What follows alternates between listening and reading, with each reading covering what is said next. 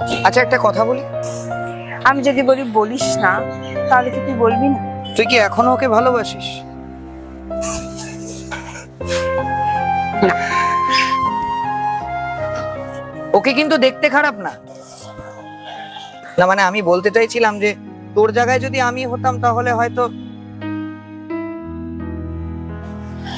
ফুচকা খাবি? এই তো ফুচকার দোকান। কে খাওয়াবে ফুচকা আজকে? আজকে আমি খাবো, দা না। বাপ, টাকা আছে? হ্যাঁ আছে আছে, দাও। ছেঁড়া 10 টাকা দিয়ে না ফুচকা কাকু কোনোদিনও ফুচকা দেবে না আমাদের। চল। দাদা ইউপিআই আছে। ওই দেখ, বললাম না ভারতে করছে। এই ভারত- শোন, হ্যাঁ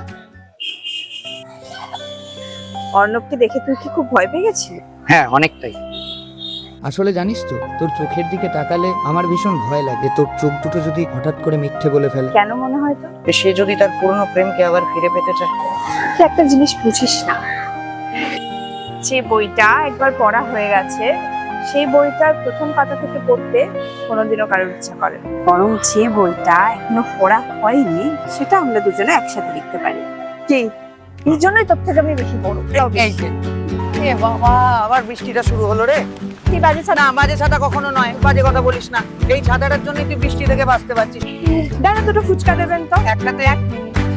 একটাতে কম লঙ্কা দেবে, একটু বেশি করে বিট লবণ দেবেন, আর অনেকটা মটর দেবেন। হ্যাঁ বল, কি বলছিল? না